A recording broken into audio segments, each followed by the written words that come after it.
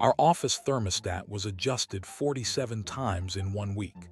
It ended with a fire alarm, a confiscated space heater, and an email from management that had the tone of a man who had aged visibly. I want to tell you about the week our office went to war. Not metaphorically, not in the passive-aggressive email chain sense that offices usually go to war.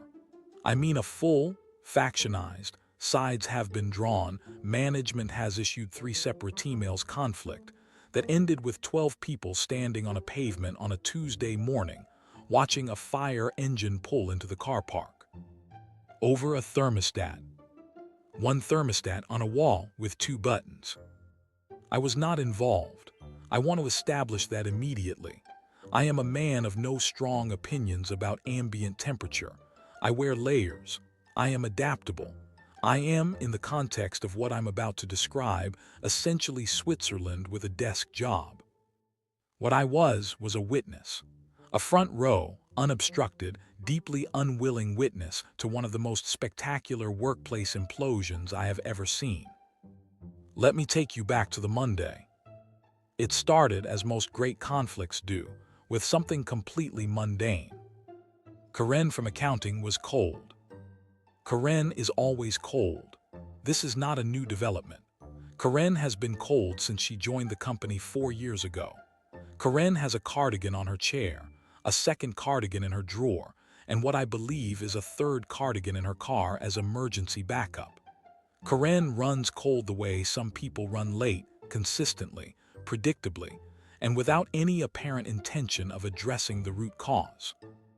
On this particular Monday, Karen was cold, and the thermostat said 70 degrees, and Karen adjusted it to 74 and went back to her desk.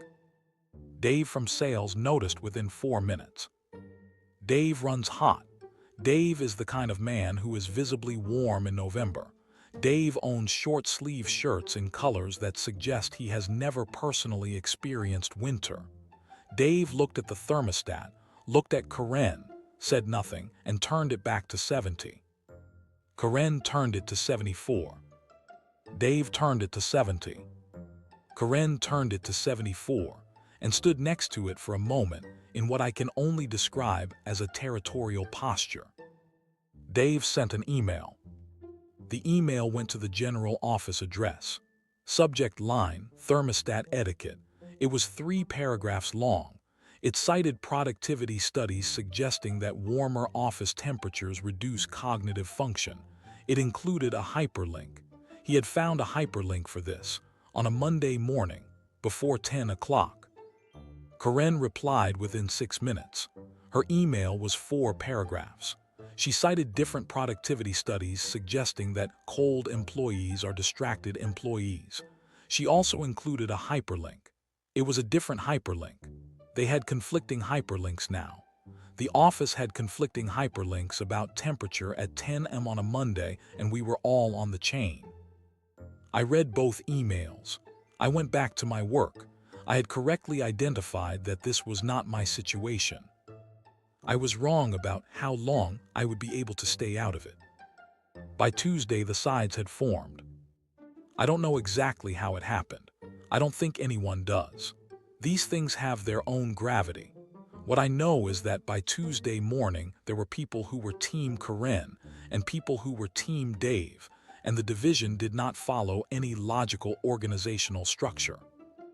Margaret from HR was Team Karen. Steve from IT was Team Dave.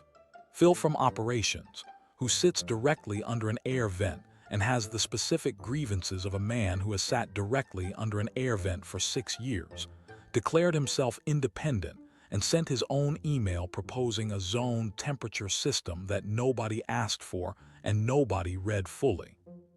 Phil's email was 7 paragraphs. It had a diagram. He had made a diagram on a Tuesday. Phil had taken time that could have been spent on literally anything else and produced a color-coded floor plan indicating proposed temperature zones with a legend. I looked at that diagram for a long time. Then I made a coffee and said nothing. The thermostat had been adjusted 11 times before lunch. Wednesday is when management got involved. Our manager, whose name is Gerald and who has the energy of a man constantly bracing for impact, sent a company-wide email establishing what he called an official temperature policy.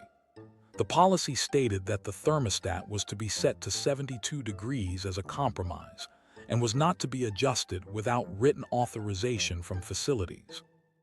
72 degrees satisfied nobody. Karen was still cold. Dave was still hot. Phil sent a reply all asking whether the zone system had been considered. Gerald replied saying it had been noted. Phil replied asking what noted meant specifically. Gerald did not reply to that one. By Wednesday afternoon, someone had put a sticky note on the thermostat that said, "Do not touch, management policy." By Wednesday evening, someone had adjusted it to 75 and written "Sorry Karen" was freezing on a second sticky note underneath the first one. By Thursday morning, there were 4 sticky notes on the thermostat, and they were having their own argument independent of the humans. I read all 4 sticky notes on my way to get water. I stood there for a moment. I went back to my desk. I did not touch the thermostat. I cannot stress enough how consistently I did not touch the thermostat. Thursday is when the hardware arrived. Dave brought a desk fan. It was not a small desk fan. It was the kind of desk fan that suggests a man who has thought about this purchase before and decided subtlety was not the priority. It was oscillating. It had 3 speeds. Dave set it to speed 2 and aimed it with the precision of a man who had considered the angle. Karen's papers went everywhere. Not a few papers, all of them. Karen had a stack of quarterly reports on her desk, and the oscillating fan on speed 2 located them immediately and distributed them across a 4-desk radius with impressive efficiency. Karen said several things. I will not repeat them. What I will tell you is that Margaret from HR, who was technically supposed to address this kind of language, was Team Karen and therefore found somewhere else to be. Karen went to Amazon on her work computer. I know this because she was 2 desks away and not minimizing her tabs, and ordered a space heater for next day delivery. She selected the express option. She was done waiting for institutional solutions. The space heater arrived Friday morning. It was a good space heater, powerful, committed. Karen placed it under her desk, pointed directly at her feet, and turned it on at 9:15 on a Friday morning with the energy of a woman who had won something. The fire alarm went off at 9:43. Not a drill. I want to be clear. Not a scheduled test. The actual fire alarm, triggered by the actual heat output of a space heater that had been running under a desk for 28 minutes in a building whose smoke detection system was apparently very thorough. The evacuation procedure is that everyone goes to the car park and stands by the yellow line and waits for the fire warden to do a head count. The fire warden is Phil. Phil takes this role extremely seriously. Phil has a high-vis vest that he keeps in his drawer specifically for this purpose, and he had it on before most people had located their coats. We stood on the pavement in a rough approximation of the office's social geography. Team Karen on one side, Team Dave on the other, Phil in the middle with his clipboard, me near the back eating a cereal bar I'd had the presence of mind to grab on the way out. The fire engine arrived at 9:51. 2 firefighters went inside. They were in there for 6 minutes. They came out. One of them said something to Gerald. Gerald's expression did several things in sequence. He turned around and looked at the assembled office. Nobody said anything. Karen was looking at her shoes.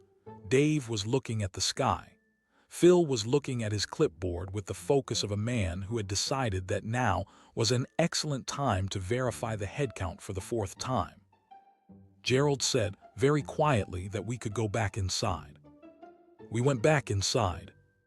The space heater was gone, presumably confiscated. The desk fan was still there. The sticky notes were still on the thermostat. The thermostat itself said 72 degrees, which is what it had said on Wednesday when Gerald issued the policy that nobody followed. I sat down at my desk. I looked at my screen. I looked at the thermostat. I looked back at my screen. I put my headphones on, and I did not look up for the rest of the day. At 4:30, Gerald sent a company-wide email. Subject line, reminder, personal electrical appliances policy. It was 2 paragraphs, no hyperlinks, the tone of a man who had aged slightly in the last 7 hours. Karen replied all with a single line, asking whether the zone temperature system Phil had proposed was still under consideration. Phil replied all immediately. He had clearly been waiting. His email was 9 paragraphs. It still had the diagram. Now for the top comments. Comment 1, I am Phil.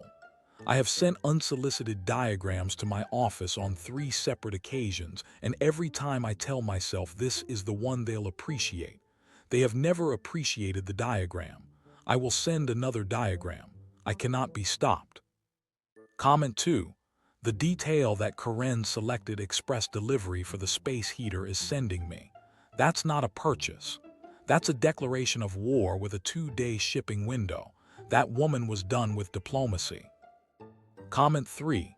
We had this exact situation except ours ended with someone secretly unplugging the thermostat entirely, and for 2 weeks nobody knew why it wasn't working. It came out twice. Facilities came out once. The guy who unplugged it sat there through all of it saying nothing. We found out at his leaving party 6 months later. Comment 4. The fact that Gerald's post-evacuation email had no hyperlinks says everything. That man started the week with workplace wellness policies and ended it watching firefighters walk into his building over a space heater. The hyperlinks were the first casualty. Gerald lost something that day that he's never getting back. Hey dear listeners, this is Talks from the Net. Thanks for listening. If you like the content, then please like, share, and subscribe to my channel for more stories. You can also find me on Spotify, Instagram, and Facebook too. See you on the next video.